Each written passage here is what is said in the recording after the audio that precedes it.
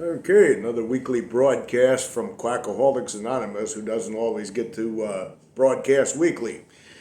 And one thing that I've had a lot of cult members come at me with over time is about AA not being able to be a cult because of the traditions. And you have a lot of old timers, or old whiners, or old slimers, as some people call them. It's a more appropriate name for them, I think, that. They love to toss that word around, the traditions, the traditions. I don't know if anybody out there has ever sat through tradition studies. There was one particular AA clubhouse that I went to for actually several years, horribly enough to admit that, but it was on Tuesday nights, I think it was, or Wednesday nights. It was you had step studies and tradition studies, and AA meetings are intolerable enough, and they're sheer torture in themselves. But if you've ever sat through a traditions meeting, I don't even have to explain what I'm talking about, because it's a whole new level of miserable torture. I think it would be worthy of one of those TV commercials you see. If you ever sat through any 12 tradition studies of Quackaholics Anonymous, you should be entitled to financial compensation just for the mental damages alone. I mean, it's one of those things where you feel like you lose a few IQ points after you walk out of it. There's been quite a number of those studies that I was looking at the clock and I was thinking to myself, I'm definitely stopping by and supporting my local liquor store when I leave this particular meeting. But you see that tossed around and now in a lot of meetings to excuse all kinds of different behaviors, especially predatory behavior. AA can't be a cult. There's no leaders in AA. Well, yeah, that's a convenient thing that they have doing. In the last video I had talked about how AA members, they want it both ways when it comes to the program is suggestive only and you can do whatever you like in AA. And then it's, you have to do AA exactly like we tell you or you're going to die a horrible drunken death. And it's the same thing with the AA cult religion claiming there are no leaders or authority figures in AA.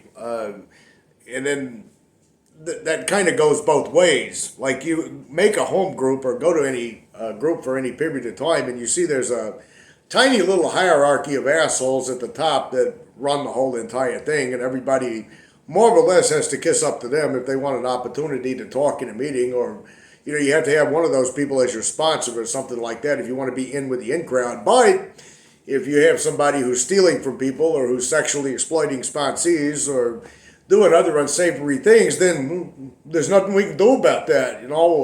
There is no rules in AA. We're all sick in here. Everything goes in here.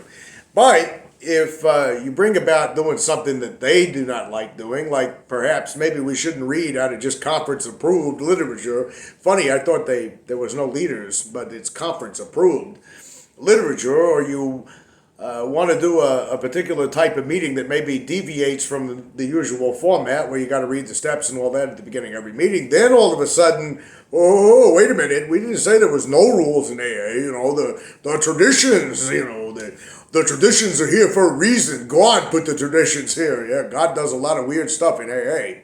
But I thought we might want to take a look at least a couple of them because to my knowledge, I've never covered this really extensively in any past videos. So I had to go back to Armourage Papers again.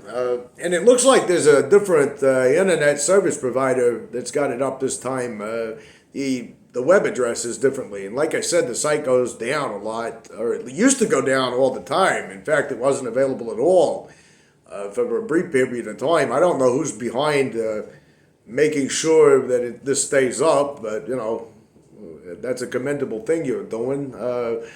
And I don't know actually what happened to the original guy that put this all together. I know he was having financial difficulties and he didn't get near a computer, but I was never in contact with anybody that was really, I don't personally have any knowledge of what's going on there. But the 12 Traditions of AA Interpreted, I'll read a little bit of what he writes and I'll intersperse my own opinions. And then we'll also have, like I usually do, the words from the cult religion themselves. One of the nice things about being able to go after AA is AA kind of destroys its own self with its own fucking verbiage and its own words and its own rules and its own commandments and its own religious claptrap. I almost couldn't say claptrap. And he writes, before we even get started, you should know that the so-called traditions of Alcoholics Anonymous are not traditions. Traditions are things that people have been doing for a long time. Bill Wilson's 12 traditions are just some new rules that he made up after his organization had been around for a few years. At first, the other AA members didn't like those rules, didn't want them, and actually voted against them. It took Bill W. years of campaigning to finally get a committee at a national convention to cast a vote of approval for these things and label them the official traditions. And then that decision was foisted upon everybody in AA at the conventions as if it was some already done deal. Oh, wait a minute. I was told in AA that all this stuff had been handed down from the sky by the AA God, the one that punishes you for drunkenness for leaving something off your four-step. You mean the 12 traditions didn't come from God, from a higher power, from the sky, from beyond space and time? No, they came from Bill W. He made up a few rules. He bullied everybody who didn't like him and bulldozed them over, and that's how these traditions came about. Which, again, like Orange Papers writes, these aren't traditions. It's a tradition to go trick-or-treating on Halloween. It's a tradition to wear green on St. Patrick's Day. If you've ever been in New York on St. Patrick's Day, it's a tradition to get pretty loaded. And he'd listen to bagpipes in the street and parades and things of that nature. These are not traditions. This is just literally stuff he pulled out of thin air and declared that AA couldn't work without him. So let's just take a look at I'm not going to do them all. Maybe I might touch on some later or something. But for the purpose of this video, I just want to hit the first couple of them. Maybe, but it's another lie that I wanted to expose. Now, the traditions aren't protecting AA cult members from anything except for those who would use AA for sick and selfish purposes. That's Bill W.'s own fucking words. So, tradition 1. How many times have we heard this shit read? This is usually after the How It Works, when you're kind of doing like this and just wanting it to get started and get over with, Our common welfare should come first. I mindlessly regurgitated that line for all my years in AA, and I never thought about what that actually means. Our common welfare should come first. Wait a minute, I didn't come here for common welfare. I came here because I had a fucking drinking problem, and you people told me you could do something about it. Now, all of a sudden, I'm being told in meetings that our real purpose is to serve God, whatever the hell that means, even though you can believe whatever you want in AA. And now you're telling me the common welfare comes before me, even. And of course, they're going to tell you that you can believe whatever you like in AA, right? I do believe if there was a contradiction contest, these people would take the prize. Our common welfare should come first. Personal recovery depends upon AA unity. Wait a minute. You told me that, some of you AA defenders told me that you could do whatever you like in AA. There are no rules. There are no leaders. There is nothing like that. It can't be a religious cult. You can believe whatever you like in AA, but now you're telling me that I can't recover unless AA is unified. And what does AA unity mean exactly? But there's a long form to the tradition, and usually when you're in a tradition study, some old-timer has to impress everybody by saying, there's a long form to the tradition. There's more than just what we read in meetings, and everybody goes, and they all try to memorize that so they can say it in a meeting and act like they're wise, I guess. I don't know.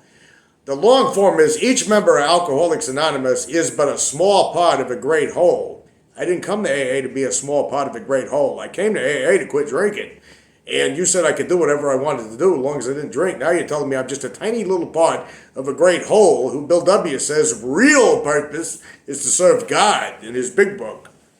AA must continue to live.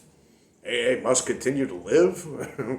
Or most of us will surely die. There we go. There we go with the death threats.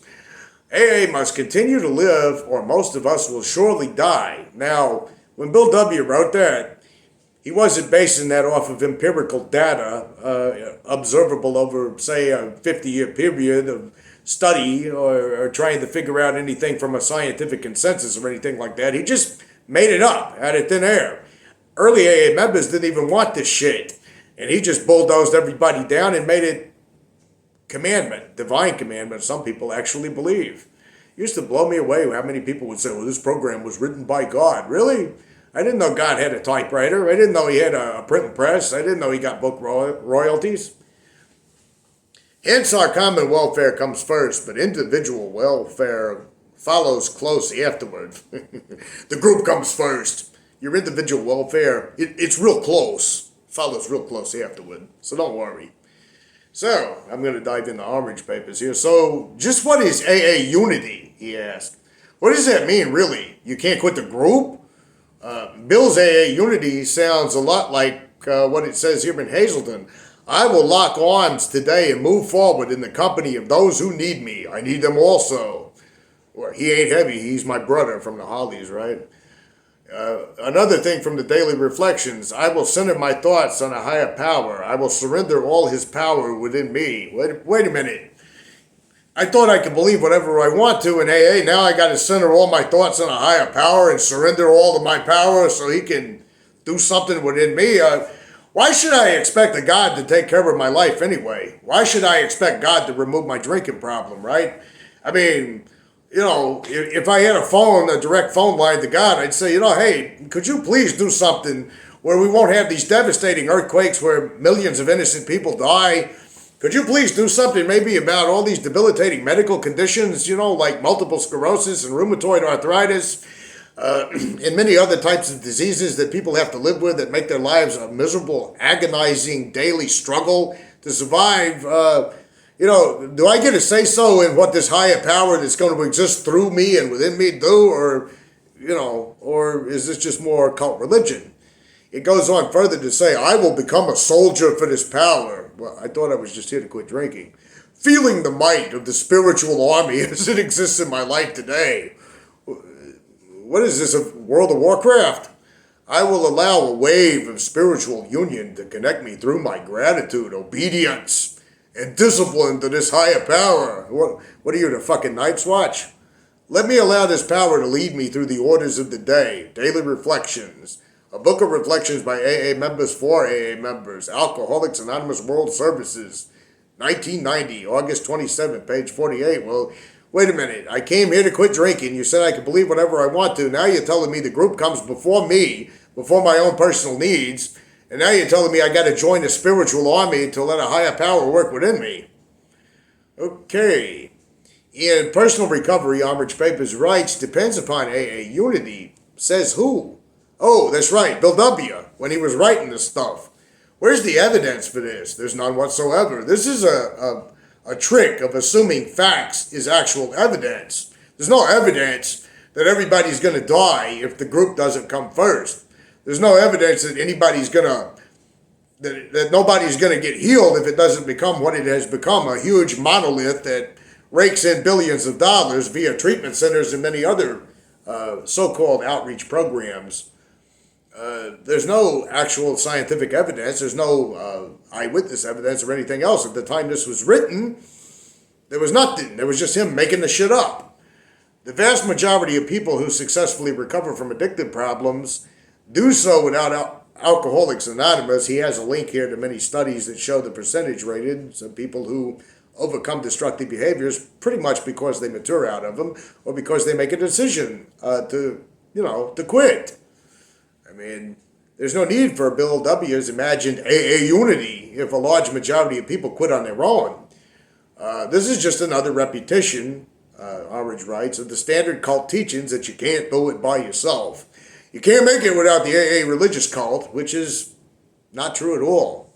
This tradition, Orange Papers writes, sounds like a demand for conformity. Don't say things that are divisive because the group has to come first. Don't say anything that other members don't want to hear. Well, you can say things that members don't want to hear as long as you're towing the AA line. Like you can come in and say most of you aren't going to make it because you're not willing to get off your ego. You're not willing to get on your knees before a higher power. You're not willing to do your 4-step. You're probably going to die drunk and God's going to let you die because of your pride and your sinful nature. That's perfectly fine to say. Just don't say anything like, think for yourself. Don't say anything like determination and willpower is the key to overcoming destructive behaviors. Don't say anything like that. No, don't do that. Personal AA unity has to come before all of that. Don't start arguments. Don't criticize the program. Don't rock the boat. Don't make waves. Don't contradict Bill's bullshit, Orange Papers writes. Don't upset people by telling them the truth. Just conform to the group.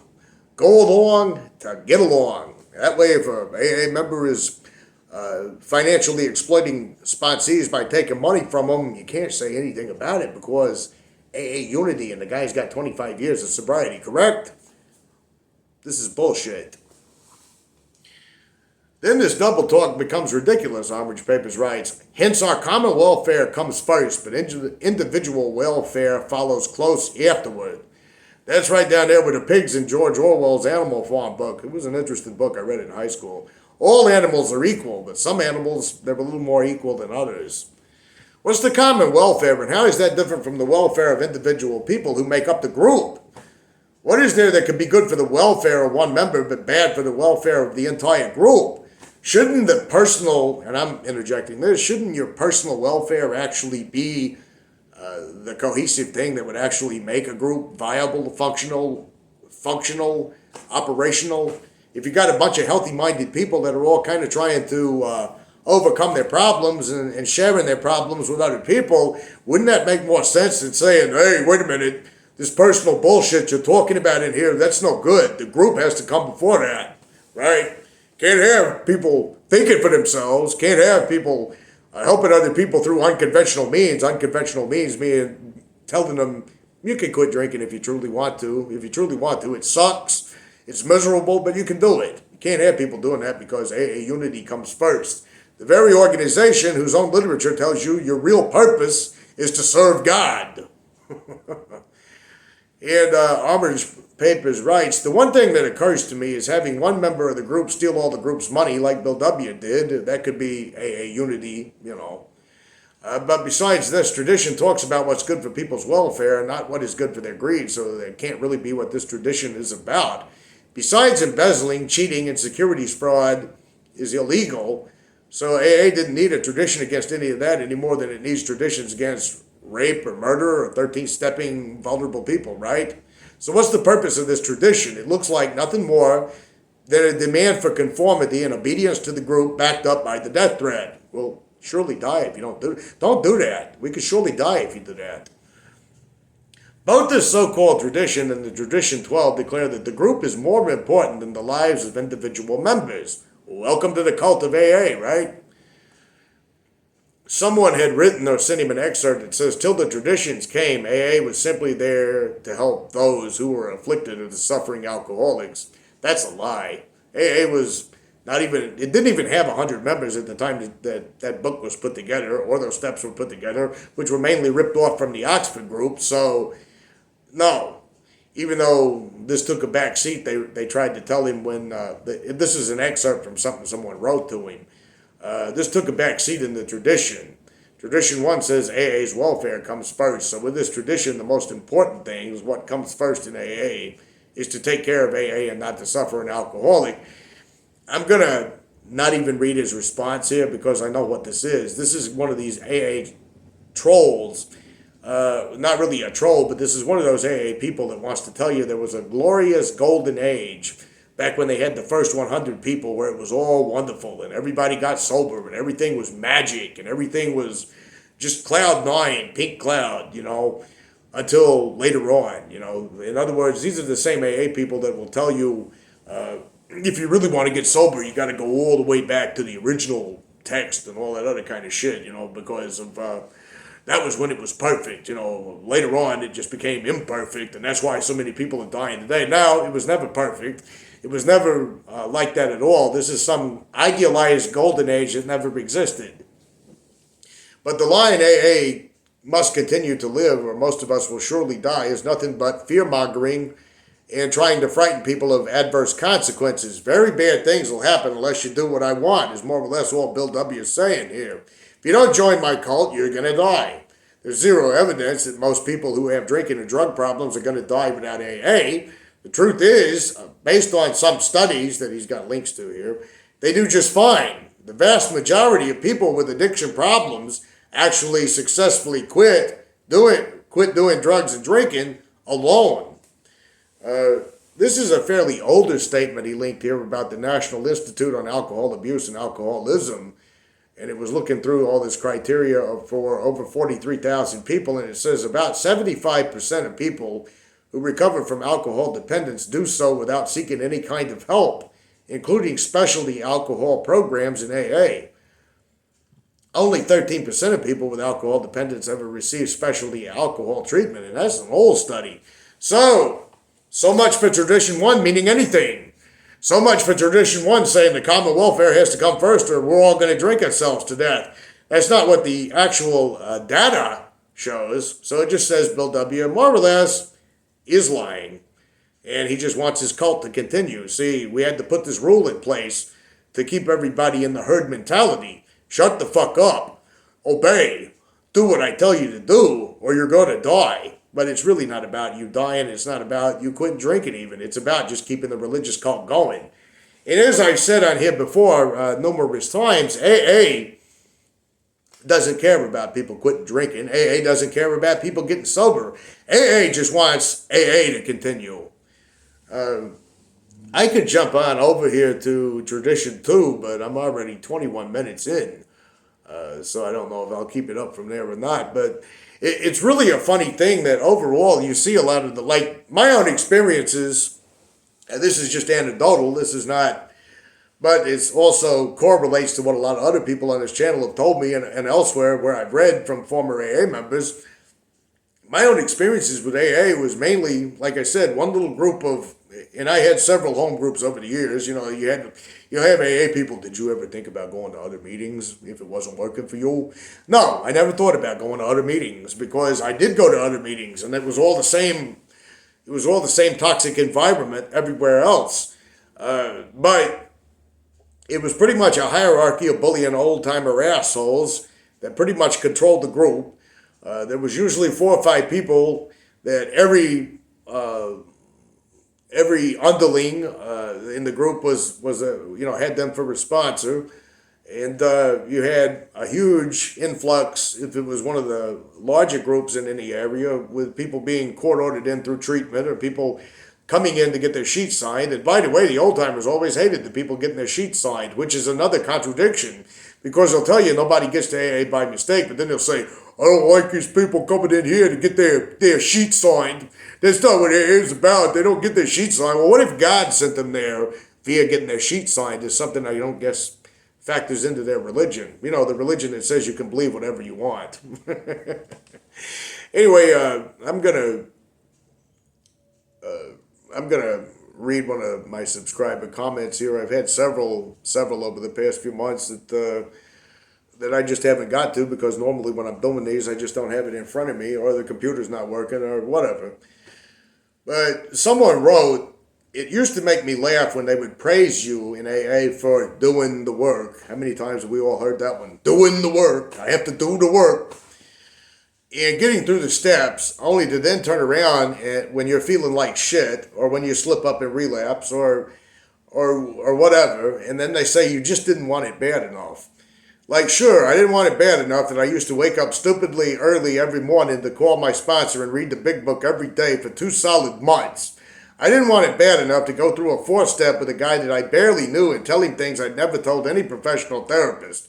I didn't want it bad enough that I used to turn up early and set the meeting up on my own. I used to take every service position going to help me, break down in front of rooms full of random strangers when I was struggling to be told you're just not working hard enough. I guess I just didn't want change from being a heroin-addicted 24-year-old who was heading towards an early grave. How funny that is. So much clarity on the manipulation tactics and the crazy amount of covert abuse they hide behind with their spirituality. I think that kind of sums up the whole entire AA program. You know, these old-timers just exploit vulnerable people, and then they tell them, you just didn't want it bad enough.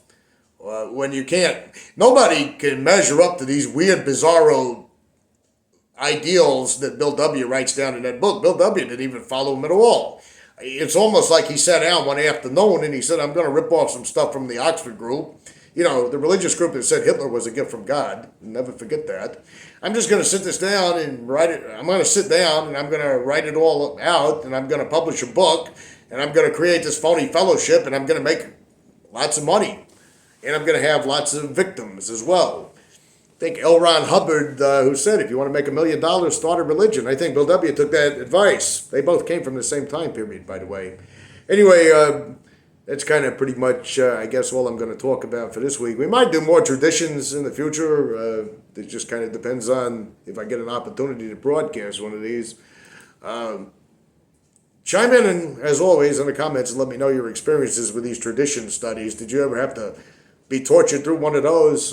Did you ever have to have a situation where an old-timer fucked you over or stole from you or did worse to you, and when you went to the group about it, or you went to someone in the group, an individual member in the group, did they not say, well, we're all sick here in the traditions, the traditions. We gotta obey the traditions, man, pass the traditions along, Anyway, until next time.